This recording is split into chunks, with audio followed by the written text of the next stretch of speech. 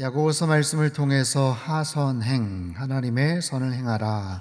오늘 이제 마지막 시간입니다. 하나님께서는 야고보 사도를 통해서 우리가 어떻게 하면 이 땅 가운데서 행함과 믿음의 균형을 갖춘 그런 성도, 크리스찬으로서 살아갈 수 있을지, 믿음이 있다고 하지만 행함이 부족한, 아니면 그 반대의 경우, 그 두 가지가 다 중요한데 행함과 믿음이 잘 겸비된 그런 사람으로 살아갈 수 있는 방법들, 그리고 무엇보다도 하나님의 선을 행할 수 있는 아주 구체적인 실천 방법들을 우리에게 알려주셨어요. 지금까지 한 10번을 했는데요. 한번 주제들, 제목들을 한번 살펴보도록 하겠습니다. 인내와 지혜. 하나님의 선을 행하기 위해서는 우리가 잘 참을 수 있어야 되고 지혜가 필요하죠.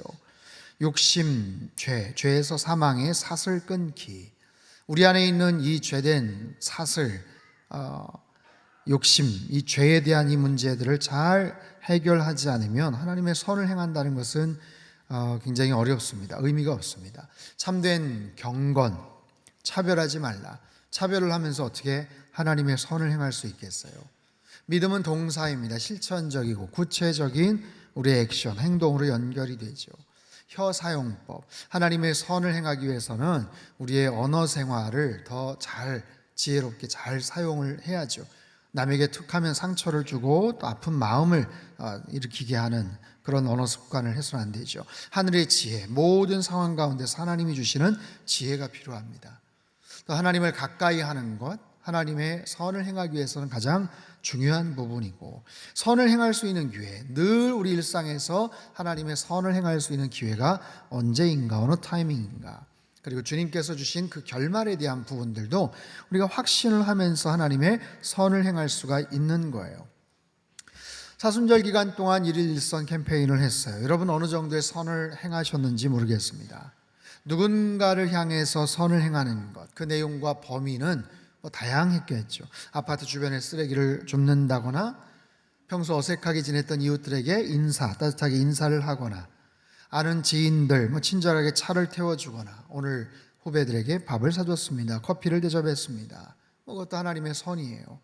그 이상도 있겠죠. 거기다 좀 더 시간을 쓰고 또 함께 어딘가를 가주고, 때론 대신 내가 값을 지불하고 계산을 치르기도 하고, 우리 시간과 물질과 정성과 사랑을 다해서 하나님의 선을 행하는 그런 일들이 앞으로도 계속 그렇게 우리 안에서 나타날 수 있게 되길 바랍니다. 오늘 하선행 마지막 시간이에요. 우리가 선을 행할 수 있는 가장 최고 수준의 방법이 무엇인가, 오늘 본문을 통해서 가르쳐 주셔요. 여러분, 내가 할 수 있는 최선의 모습으로 누군가에게 선을 행할 수 있는 가장 좋은 비결이 뭔지 아십니까? 그것은 내가 기도의 사람이 되는 거예요. 기도의 사람이 되는 거예요. 내 힘으로 누군가를 돕는 게 아니라 하나님의 힘으로, 하나님께서 도와주시도록 우리가 도움을 청하는 거죠. 기도를 통해서. 나보다 더 높은 분께서, 더 능력이 많으시고 탁월하신 분께서 도우실 수 있도록 우리가 도움을 청하는 거예요. 기도를 하는 거예요. 그분의 힘을 빌리는 거예요. 그래서 우리가 기도의 사람이 되는 것, 내가 누군가를 위해서 기도할 줄 아는 사람, 중보 기도자가 되는 것, 이것이 하나님의 선을 행함에 있어서 가장 어떻게 보면 파워풀하고 효과적인 방법이 아닐까 싶어요.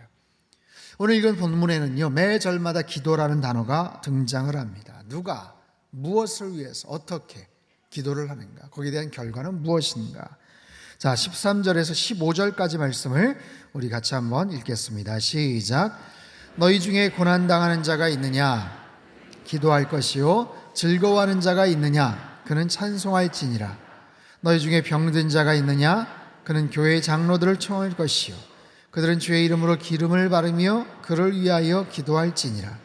믿음의 기도는 병든 자를 구원하리니 주께서 그를 일으키시리라. 혹시 죄를 범하였을지라도 사하심을 받으리라. 아멘. 14절에 보면 교회 장로들을 청하라. 이것은 오늘날 교회 안에 장로님들만을 의미하는 것이 아니라 당시 교회의 감독이나 장로님들, 목회자들, 교회 리더십을 초청하라. 힘들고 어려울 때, 병든 자를 위해서 기도할 때 교회 리더들을 초청해서 같이 기도하라.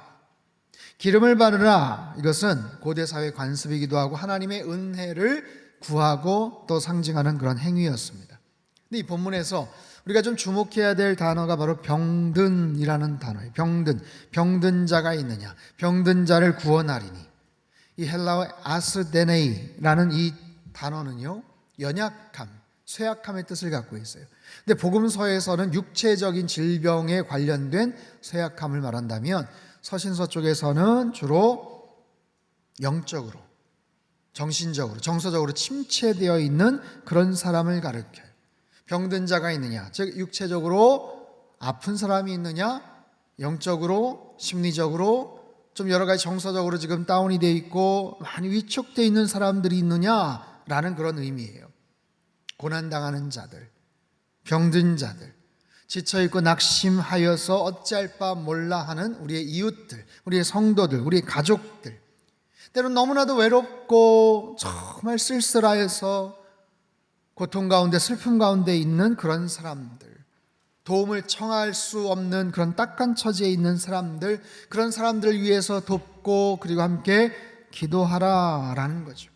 여러분, 이것은 우리 자신의 문제를 위해서 기도할 것을 권면하시는 그런 말씀이기도 하지만 우리 주변에 있는 사람들을 위해서 우리가 믿음을 가지고 관심을 가지고 사랑을 행하고 그들을 위해서 기도할 때 여러분, 이것처럼 아름다운 선함이 어디 있겠어요? 선을 행하는 것. 내 자신의 문제를 위해서, 우리 가정의 문제를, 가족들의 문제를 위해서 기도할 뿐만 아니라 우리 주변에 있는 사람들, 연약하고 힘들어하고 아파하는 사람들을 위해서 늘 기도할 줄 아는 중보 기도자들, 기도의 사람들 다 되시기를 주님의 이름으로 축복합니다.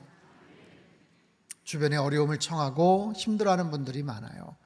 기도하시고 위로하시고 힘내시라고, 기도하고 있다고, 잘 이겨낼 수 있을 거라고, 하나님께서 도와주실 거라고, 고쳐주실 거라고 그렇게 이야기를 할 때 여러분, 그런 표현을 통해서 우리 실제적인 우리의 기도의 행위를 통해서 하나님의 사랑이 전달되지 않겠어요? 하나님의 놀라운 능력이 그 가운데 그렇게 나타나지 않겠습니까?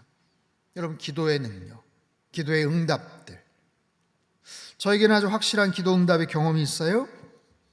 2010년 캐나다 밴쿠버에 온누리교회 담당 목사로 취임하러 가서 급성 폐혈증으로 쓰러졌죠. 5일 동안 의식을 잃었어요. 간과 폐와 쓸개까지 다 완전히 폐혈증의 균으로 공격을 받아서 생사가 왔다 갔다 하는 그런 순간을 맞이했습니다. 근데 쓰러진 다음 날부터 온누리교회 연말 40일 특세가 시작이 되었고요. 소천하신 하용조 목사님께서 전 세계에서 함께 기도에 참석했던 성도들을 향해서 저에 대한 기도 부탁을 하셨어요. 온라인으로 수많은 사람들이 함께 기도해 주셨고 그 결과 5일 만에 깨어나서 나중에 와서 한국에 와서 치료를 받고 회복될 수가 있었죠. 작년 4월 3일입니다. 한 1년 정도 됐네요. 제가 요한복음 5장 38년 된 병자를 설교할 때 제 이야기를 했어요.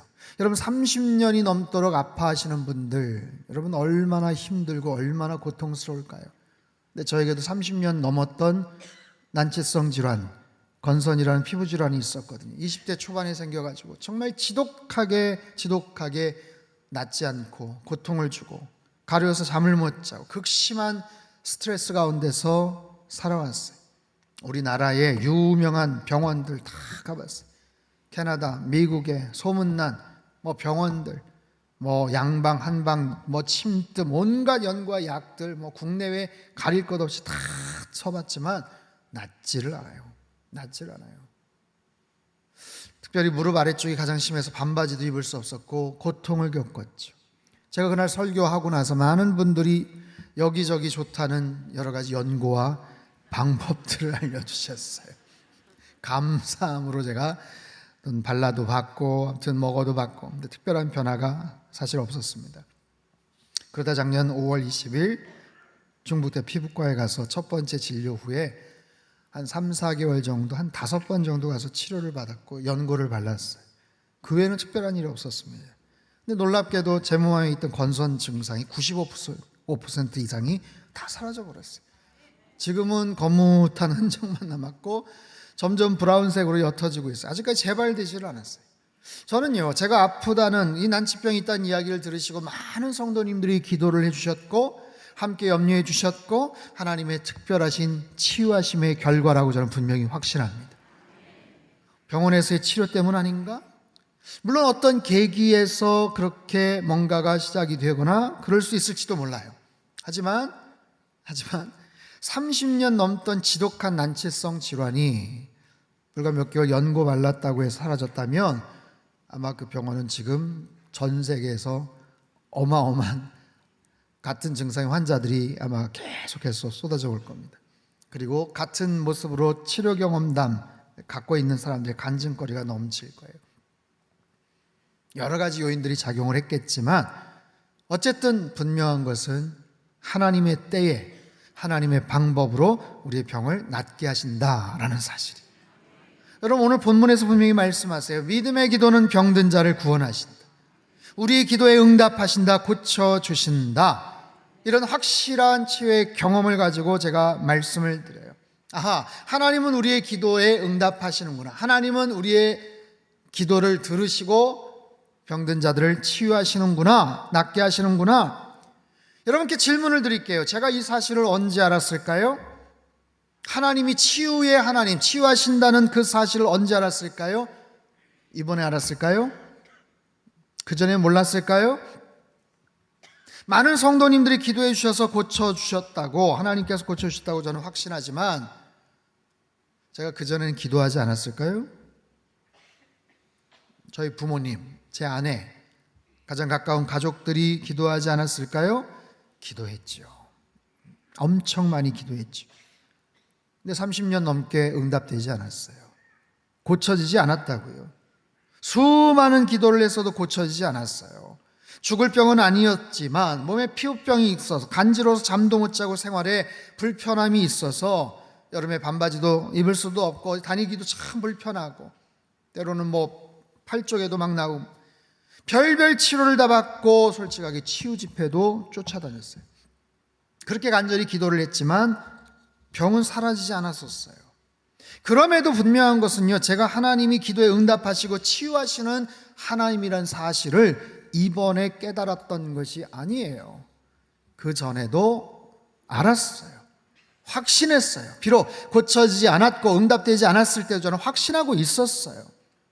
여러분, 이게 굉장히 중요한데 뭐냐면 그 결과에 의해서 하나님은 그런 분이시고 그렇게 나를 사랑하시는구나.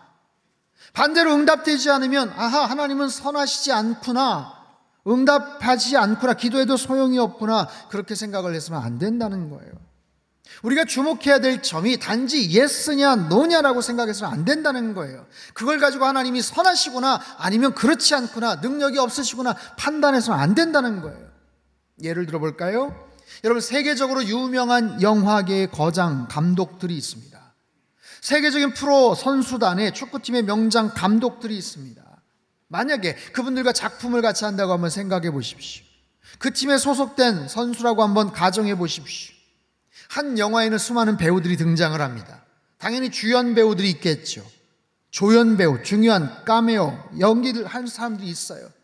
그런가 하면 지나가는 행인, 엑스트라도 있습니다. 여러분, 그 감독이 세계적인 명장이라는 사실을 주연 배우만 알까요? 다른 배우들은, 엑스트라들은 부인할까요? 나에게 좋은 배역을 주었으니까 저분은 명장이야, 나에게 기회를 주지 않으니까 저분은 별로야, 여러분, 그렇게 평가할 수 없지요. 축구 선수가 누구는 선발로 나올 수 있고 후보로 나올 수 있어요. 누구는 벤치 신세만 계속 질 수도 있어요. 그건 전적인 감독의 결정입니다. 그런데 나에겐 교체 선수로만 뛰게 하고 벤치에만 앉아있게 한다고 해서 그 감독 마음에 안 들어, 나는 이해를 못하겠어, 왜 사람들이 저 사람 명장이라고 하는지, 그 사람 별로야, 여러분, 그렇게 말할 수 없다는 거예요. 본인은 그렇게 말할 수는 있겠죠. 개인적으로 그렇게 평가를 할 수 있을지라도 그 사람의 평가에 의해서 그 사람이 명장이고 명감독인 것이 결정되는 것이 아니라는 거예요. 사랑하는 성도 여러분, 우리가 분명히 알아야 될 것은 하나님께서는 우리의 기도에 응답해 주시는 살아계신 하나님이신 줄 믿습니다. 본문에서 분명히 말하잖아요. 의인의 간구는 역사하는 힘이 많다. 믿음의 기도는 병든 자를 구해 주신다. 여러분, 이 사실을 분명히 믿으시기를 바랍니다. 그런데요, 더 나아가서 이 과정을 통해서 그렇게 기도하고 간구하고 하나님 앞에 부르짖고 기도하는 그 과정을 통해서 반드시 알아야 될 것은 그 하나님을 신뢰하는 과정이에요. 그 단계를 통해서 하나님을 더 알아가는 과정이에요. 하나님과 더 친밀해지는 그런 단계예요. 하나님을 더 신뢰하는 그런 단계예요. 단지 결과에만 집중하는 것이 아니라 그 병을 낫게 하시는 하나님을 향한 신뢰예요. 전적으로 그 하나님을 의지하는 거예요. 그래서 내가 할 수 있는 최선의 방법을 다 하시고, 그리고 최선을 다해서 기도하라는 거예요. 그리고는요, 결과는 하나님께 맡겨야 되는 거예요. 그 모든 것에 대한 결과는 이제 하나님께 맡깁니다. 하나님을 신뢰합니다. 여전히 하나님은 선하신 분이십니다. 여러분, 우리는 살면서요, 우리가 사실 굉장히 믿음이 좋은 사람들이에요. 여러분 아십니까? 여러분 한 분 한 분 믿음이 참 좋아요. 아니, 교회 안 다니는 사람도 믿음이 참 좋아요. 제가 말씀을 드려볼게요. 중요한 수술을 앞두고 마취에 들어갑니다. 마취 받기 전에 두렵습니까? 염려가 되죠. 근데 뭐 때문에 두려워요? 의료진의 실력이 불안합니까? 그래서 두렵습니까? 그렇다면 수술대에 앉지 못할걸요? 야, 의사가 수술하다가 사고 내면 어떡하지? 그럼 마취가 잘 안 될 겁니다. 된 줄 아는데 불쑥 깨어나가지고 잘하고 있죠. 지금 엉뚱한 데 자르는 거 아니죠? 이런 얘기 안 할 거예요. 여러분, 부분 마취로 수술하면 얼마나 불안합니까? 계속해서 잔소리 하실 거예요. 지금 잘하고 있는 거 맞죠? 지금 제대로 거기 자르는 거 맞죠? 실수하면 안 돼요. 여러분 그러시나요? 그렇지 않죠. 맡기잖아요. 같은 이야기예요. 여러분 택시를 타거나 버스를 타고 이동합니다. 비행기를 탈 때도 있어요. 여러분 타기 전에 기사분의 운전 실력, 경력 꼼꼼하게 체크하고 타시는 분들 계세요? 비행기 타실 때 그딴 건 모르겠는데 우리 기장분 저기 얼굴 한번 봅시다. 그런 분 계세요? 없잖아요. 어떻게 그렇게 근데 편안하게 잠도 주무시고 마음 편하게, 이름도 몰라요. 누가 운전하고 누가 거기에 있는지도 몰라요. 근데도 그냥 편안하게 맡기시잖아요. 식당에서 음식이 나왔는데 여러분 불안하지 않으세요? 아니, 주방에서 음식에 뭐 이상한 거 넣었으면 어떻게 합니까? 엉뚱한 거 들어가 있으면 어떻게 합니까? 그래서 조리 과정을 좀 다 보여주십시오. 누가 요리하시는 거예요? 여러분 그렇게 물어보시는 손님을 진상 손님이라고 합니다. 여러분 우리는 그렇지 않아요. 그냥 주문하고 음식 나오면 그저 맛있게 먹습니다. 도대체 어떻게 음식을 주방에서 어떻게 만들었는지, 누가 만들었는지 궁금하지 않고요. 그저 주는 대로 먹는 거예요. 여러분 우리는 살면서도 그런 신뢰, 정말 100%의 그런 신뢰, 믿음을 가지고 살아가요. 그런데 적어도 우리 신앙생활에서도 그런 정도의 믿음이 있어야 되지 않겠습니까? 병이 낫고 안 낫고 물론 중요합니다. 하지만 이 모든 상황에서 하나님은 여전히 살아계시고 하나님은 여전히 선하신 분이시며 반드시 나의 기도에 응답해 주실 거야. 혹시 더디 이루어지더라도, 만약에 내가 원하는 방법이 아니더라도 나는 여전히 그분을 신뢰합니다. 나는 그분을 찬양합니다. 여러분 이런 믿음의 고백이 분명하게 있게 되기를 바랍니다. 이 믿음의 고백을 통해서 하나님을 신뢰하고 하나님을 사랑하고 기도의 자리로 나가는 거예요. 그 마음을 가지고 주변에 있는 사람들을 위해서 기도하고 중보하는 것, 그것이 최고의 선을 행하는 것인 줄 믿습니다. 16절부터는요 이런 기도를 드리는 기도자의 조건에 대해서 말씀하세요. 같이 한번 읽어볼까요? 18절까지 시작. 그러므로 너희 죄를 서로 고백하며 병이 낫기를 위하여 서로 기도하라. 역사하는 힘이 크민이라. 엘리야는 우리와 성정이 같은 사람이로되 그가 비가 오지 않기를 간절히 기도한즉 3년 6개월 동안 땅에 비가 오지 아니하고 다시 기도하니 하늘이 비를 주고 땅이 열매를 맺었느니라. 아멘. 기도자는 어떠해야 되는가? 먼저 의인이어야 합니다. 100% 죄가 없는 의로운 사람이라는 의미가 아니고요, 하나님 뜻에 전적으로 순종하는 그런 사람들, 믿음의 사람들, 앞서 언급했던 성숙한 기도자들, 그러면서 예로 든 사람이 엘리야입니다. 열왕기상 18장에 보면 엘리야는 갈멜산에서 바알과 아스라 선지자 850명과 대결을 벌이죠. 엘리야의 그 간절한 기도에 하나님께서는 불을 내려서 제단을 다 태워버리셔요. 그리고 나서 엘리야가 간절하게 하나님 앞에 무릎 꿇고 기도를 합니다. 비를 내려달라고 기도해요. 간절하고 끈질긴 그 기도에 하나님은 응답하시죠. 결국 비를 내려주시죠. 여러분, 이 본문을 잘못 이해하면 괜히 주눅이 듭니다. 자신이 없어져요. 하나님이 그런 분이시구나, 내가 열심히 기도하면 하나님 응답해 주시겠구나 했는데 하나님 샘플로 엘리야를 얘기를 하니까 엘리야를 여러분 보세요. 근데 3년 6개월 내리지 않던 비가 그의 기도로 내렸다.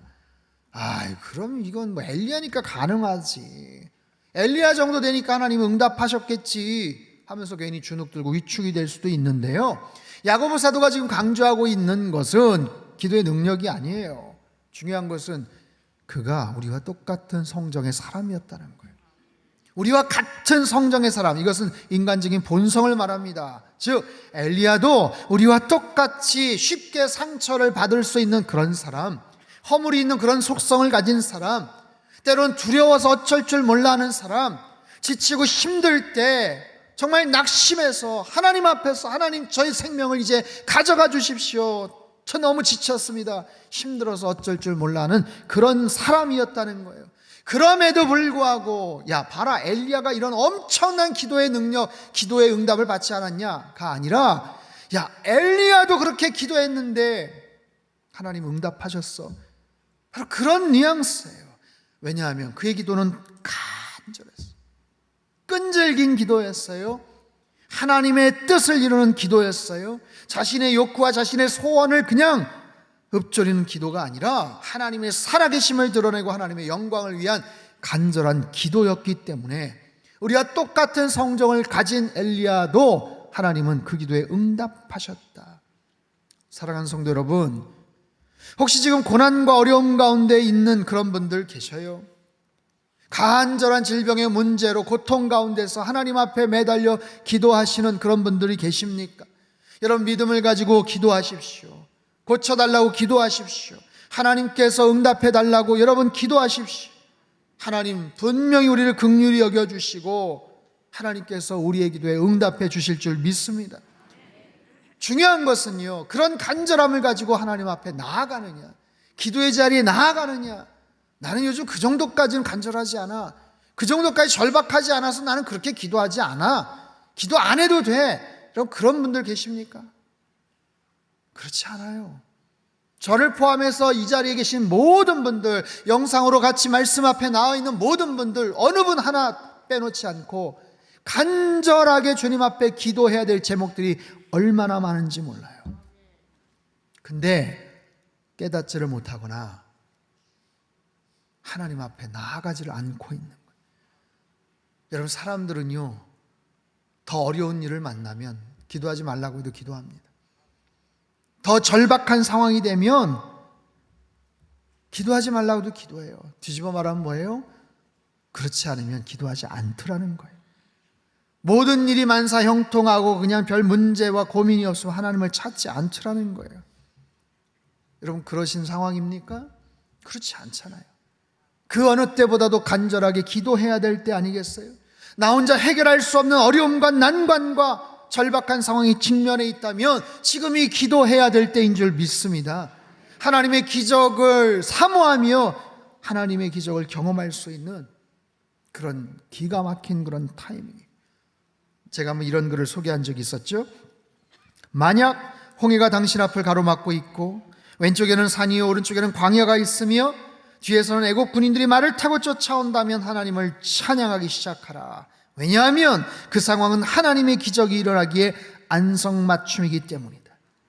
만약에 홍해가 당신 앞을 가로막고 있어요. 옆에는 산이에요, 오른쪽에는 광야예요. 어디로 갈 수가 없어요. 근데 세상의 뒤에선 애굽의 군대가 쫓아와요. 어떻게 합니까? 하나님을 찬양하기 시작하라.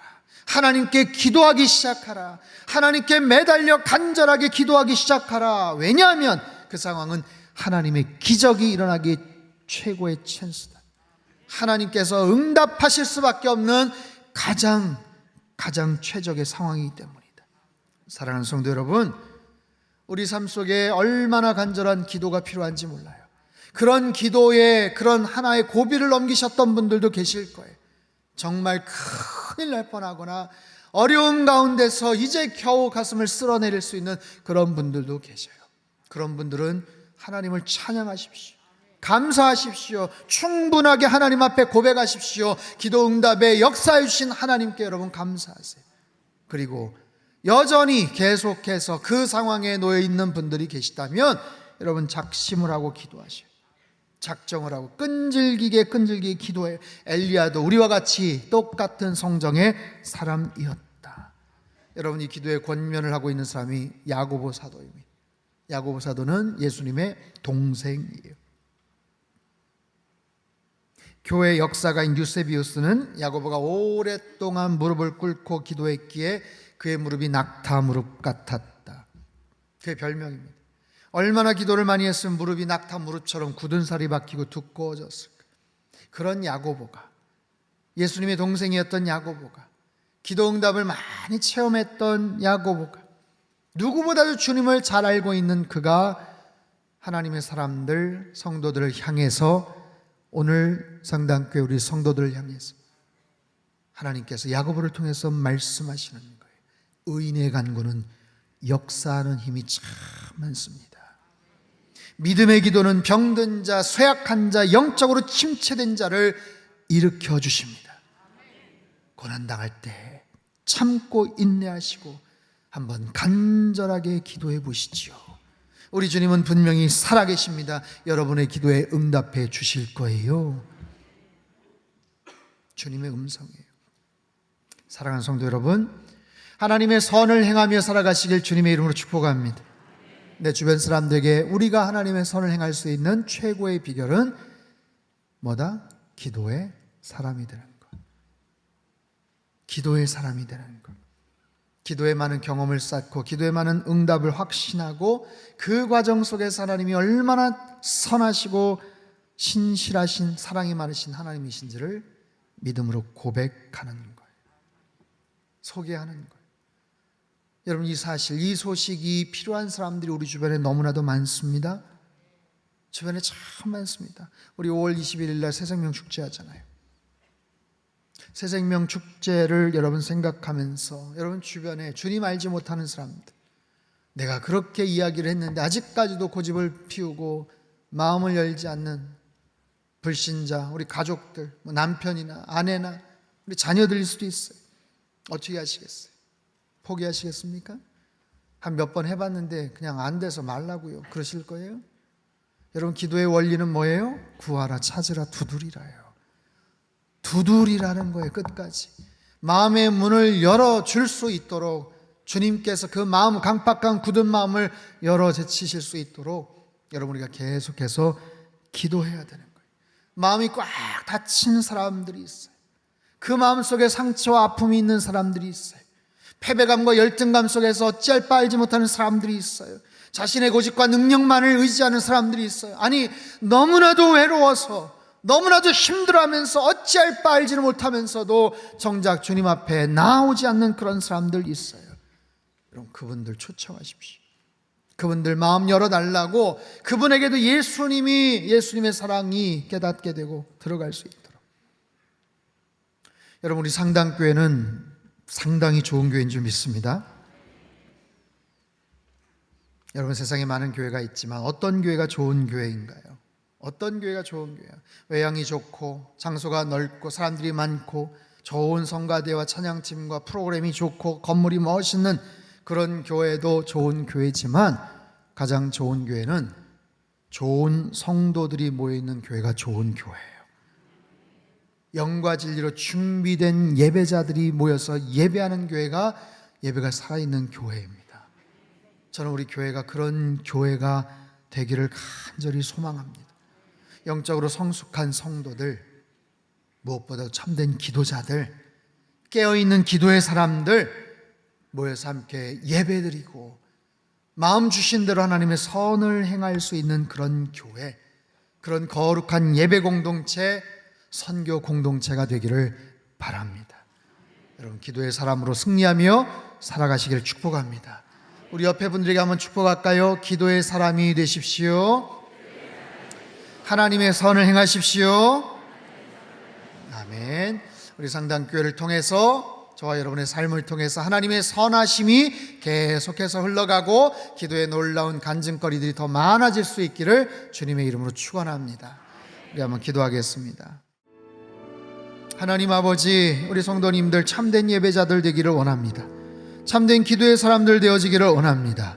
힘들고 어려워서 정말 죽을 것 같은 어려운 고난과 상황 가운데서 하나님 앞에 눈물 콧물 다 빼면서 그렇게 절박하게 매달리며 기도했던 때가 있었는데, 이제는 그 마음들이 다 식어지고 이제는 하나님 알아서 하세요, 웬만하면 괜찮습니다라고 혹시 생각하는 사람들이 있다면 주님 다시 기도의 불을 지펴주시고 기도의 자리로 나아가게 하시고 잃어버렸던 감사가 회복되게 하여 주시옵소서. 간절한 마음으로 매달려 기도해야 될 상황이 있는 분들이 있다면 구하라, 찾으라, 두드리라 말씀하신 그 주님 앞에 나아가 기도할 때 의인의 간구는 역사하는 힘이 많다고 말씀하셨는데, 기도의 놀라운 응답과 체험을 경험하는 성도님들 다 되게 도와주시옵소서. 우리 가정과 나의 기도 제목만이 아니라 내 주변에 있는 사람들을 위해서 함께 중보할 수 있는 하나님의 선을 행하는 하나님의 귀한 백성들, 자녀들 다 될 수 있도록 주께서 도와주시고 역사하여 주시옵소서.